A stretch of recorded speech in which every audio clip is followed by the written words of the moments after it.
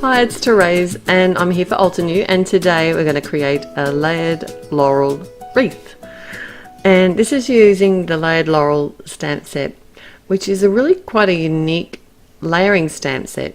It doesn't actually have the layers like Altenew normally do with the shadow layers within the flower petals and the leaves and things. This is actually layering up leaves on top of each other, and it creates like a whole stem of leaves, and it's just beautiful.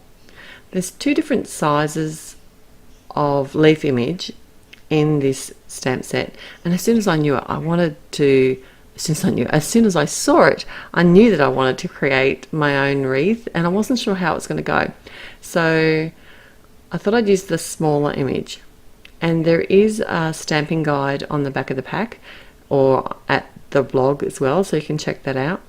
Now, to make the circle a more normal circle shape, I did stamp the image out twice, but the third one here that I've stamped, I just didn't add ink to the very bottom portion of the stem, just so that it fitted a bit better. I've come in with the green inks today. I've mixed up both the sets of greens. I just thought that would be fun. I seriously wanted to do a pink and orange one and I may just do that yet, but watch this space. This is a beautiful set and so unique with all these layering leaves. It just adds such dimension. And there's a similar set called Majestic Mistletoe, and it's very similar in the fact that it layers up the leaves as well. This is a very forgiving set. I did my base color with the evergreen, then I came with the bamboo, and then the forest glades, and my final color here is olive. And I've basically stamped all the three leaf images as they are in the packet pretty much, but to fill in these little gaps where the stems are, I'm just partially inking up the stamp with the olive color and then just coming in and stamping it.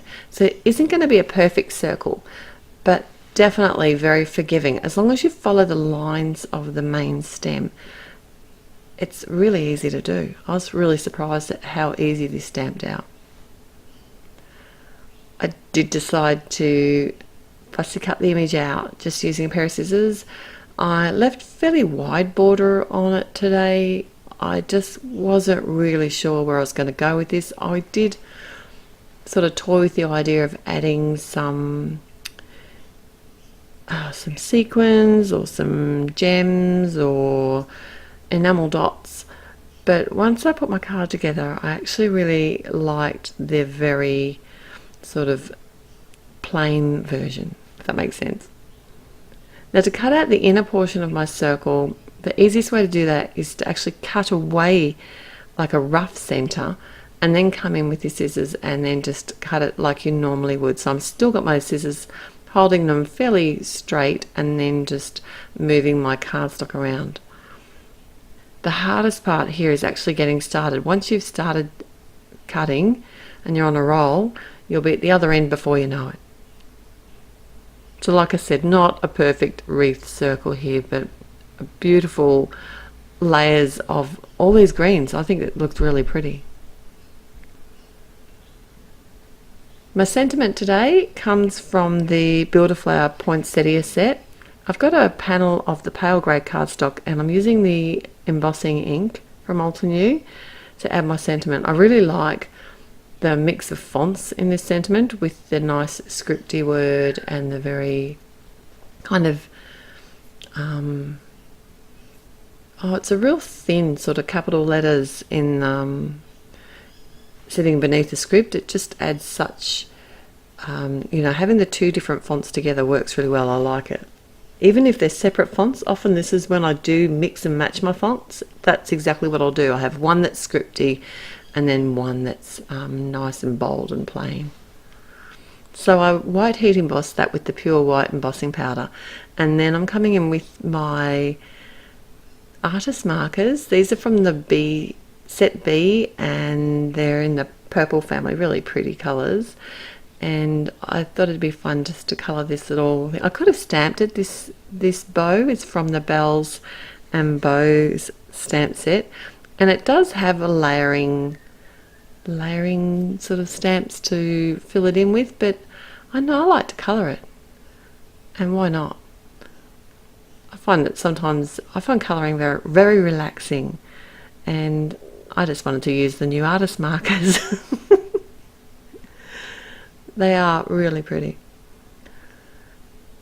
And of course I have got the matching die for this set, so I do actually run this through my die cutting machine, and that makes it it's a much easier process and neater than me trying to cut this out.